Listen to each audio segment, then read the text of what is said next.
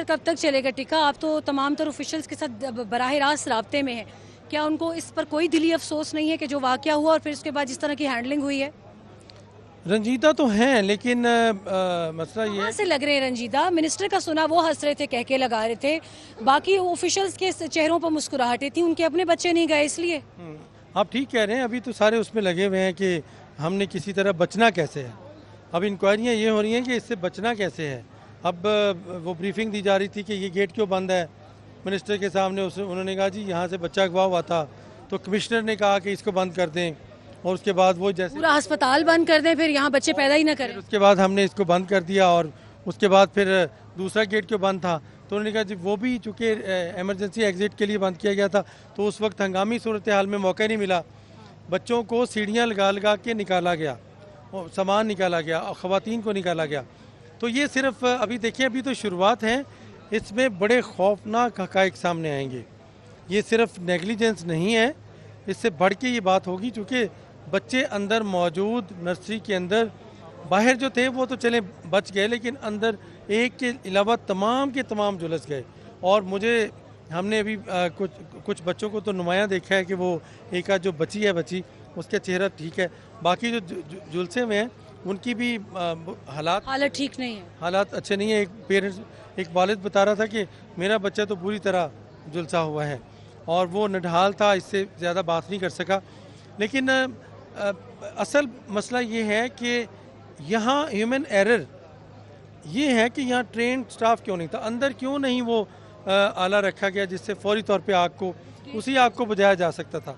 یہاں دیکھیں، گھروں کو چھوڑ دیں، بلڈنگز کو چھوڑ دیں، سرکاری یا پرائیویٹ، یہ ہاسپٹل ہے، اور ہاسپٹل میں بڑی بے بسی ہوتی ہے پیشنٹ کی۔ کوئی بزرگ ہوتا ہے، کوئی نڈھال ہوتا ہے، ہمارے اوپر رحم و کرم۔ مصطفیٰ کمال صاحب تو کہہ رہے ہیں کہ ہم نے 26 سلنڈرز خالی کیے ہیں آگ بجھانے کی کوششوں میں۔ جی وہ 26 سلنڈر پتہ نہیں کہاں خالی کیے ہوں گے۔ یہ ریسکیو جو سٹاف آیا ہے، فائر بریگیڈ کا عملہ ہے، اس کے بعد آگ بجھائی گئی ہے، اور تقریباً 26 سلنڈر ہوتے تو 2 گھنٹے لگتے آگ بجھانے میں۔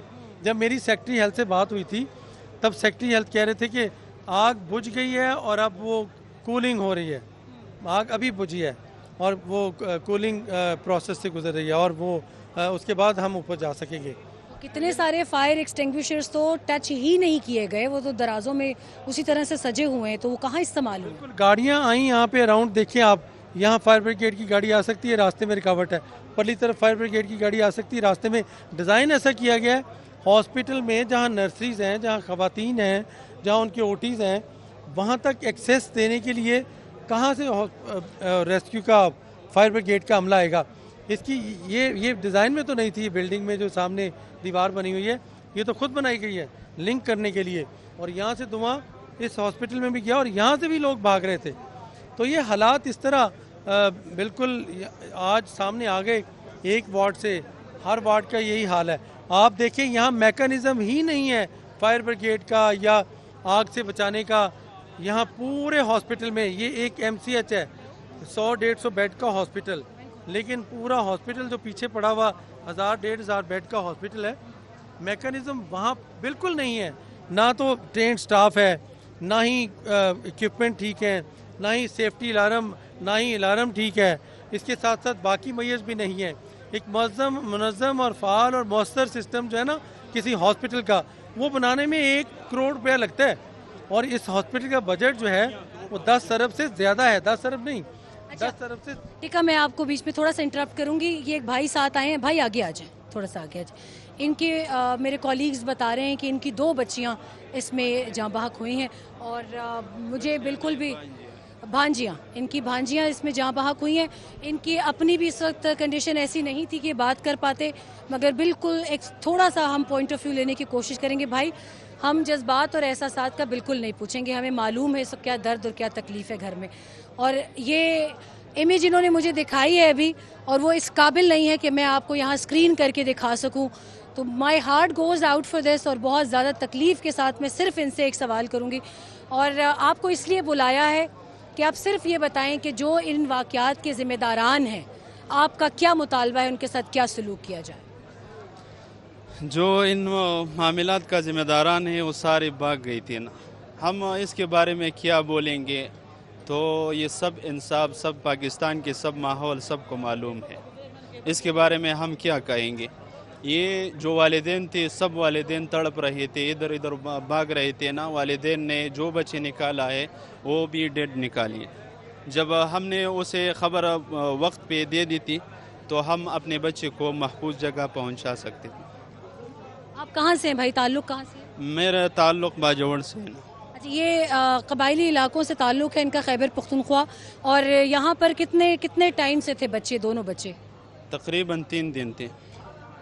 اور ڈاکٹرز نے کوئی وجہ بتائی تھی؟ کوئی کمپلیکیشن تھی؟ ان کی طبیعت ٹھیک نہیں تھی اس لیے نرسری میں تھے؟ وہ کہہ رہے تھے کہ اس کی طبیعت ٹھیک نہیں ہے، اس وجہ سے نرسری میں ہے نا.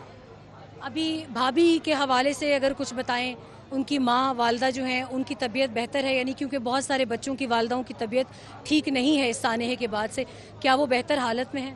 یہ تقریباً اس سے پہلے طبیعت تو اس کی ٹھیک ہو رہی تھی نا. جب یہ واقعہ پیش آیا ہم نے اس کو خبر نہیں دی اس وجہ سے کہ اس کی طبیعت خراب نہ ہو جائے. اور ذرا طبیعت خراب ہے، وہ کہہ رہے کہ ہمارے بچے کہاں گیا. ہم نے اس کو بہانہ کر کے کہ وہاں سے دوسرے ہاسپٹل شفٹ کی گئی. ابھی ان کو نہیں پتا والدہ کو؟ اس کو پتہ نہیں ہے نا. یہ سب سے بڑی تکلیف دہ بات یہاں پر یہ ہے کہ بہت سارے بچوں کی آپریشن پہ ہوئے نا. جی یہ دونوں آپریشن پہ ہوئے، اس وجہ سے مریض بھی آئی سی یو میں ہے نا. اس وقت بھی آئی سی یو میں جڑواں بچیاں تھیں. جوڑوا بچی آتے. یہ ایک اور بہت تکلیف دہ بات سامنے آئی ہے کہ جڑواں بچیاں تھیں، وہ آلریڈی ان کی کنڈیشن جو تھی وہ ٹھیک نہیں تھی. ان کو انکیوبیٹر میں رکھا گیا تھا نگہداشت کے لیے، مگر اس وقت ان کی والدہ کو پتہ نہیں ہے. جیسے ہم نے کچھ دیر پہلے بات کی کہ سی سیکشن والی خواتین کی کنڈیشن بہت زیادہ خراب ہوتی ہے بچوں کی برتھ کے بعد، اور اس وقت ان کی والدہ کو نہیں پتہ کہ 3 دن سے ان کی جو جڑواں بچیاں یہاں پیدا ہوئیں وہ انتہائی نگہداشت کے وارڈ میں تھیں، وہ اب اس دنیا میں بھی نہیں رہیں. تو لہٰذا یہ ایک الگ قسم کا سانحہ ہے، ایک الگ قسم کا واقعہ ہے جس میں ابھی والدین میں سے صرف ایک کو پتہ ہے، والد کو، کہ ان کے بچے دنیا میں نہیں رہے. بالکل سمیرا، آپ نے وہاں پر جو لواحقین موجود تھے ان سے بات کی، آپ نے ان کے احساسات جذبات آپ نے پہنچانے کی کوشش کی اعلیٰ حکام تک. ابھی اپنے ناظرین کو ایک اہم خبر دیتے چلیں کہ سانحہ پیمز میں 14 بچوں کی اموات، وزیر اعظم کی ذمہ داران کے خلاف سخت ایکشن لینے کی ہدایت. وزیر اعظم شہباز شریف پیمز کے سربراہ عمران سکندر پر بھی سیخ پا. ای ڈی پیمز رانا عمران سکندر سے بھی کمیٹی انکوائری کرے گی. ای ڈی پیمز سے استعفیٰ طلب کیے جانے پر بھی غور کیا جا رہا ہے. عثمان خان ہمارے ساتھ موجود ہیں، معلومات حاصل کرتے ہیں. عثمان، سخت ایکشن لینے کی ہدایت کی ہے اور ابھی تک کیا کارروائی کی گئی؟ ذمہ داران کا کوئی تعین کیا جا سکا؟ کیا آپ کے پاس انفارمیشن ہے؟ دیکھیں، جب یہ واقعہ پیش آیا اور جیسے ہی وزیر اعظم کو اطلاع ملی تو فوری طور پر اس کا نہ صرف نوٹس لے لیا گیا تھا بلکہ ایک اعلیٰ سطح کی کمیٹی بھی بنائی گئی تھی. فوری طور پر جب اجلاس شروع ہوا تو اس میں وزیر اعظم نے واقعے پر برہمی کا اظہار کرتے ہوئے اس وقت جو سیکرٹری ہیلتھ وہاں اس اجلاس میں موجود تھے ان کو فوری طور پر معطل کرنے کے احکامات جاری کرتے ہوئے ان کو. ٹھیک ہے عثمان، آپ سے ہم معلومات حاصل کرتے رہیں گے. آپ نے اپڈیٹ کیا بھی، آپ کا بہت شکریہ.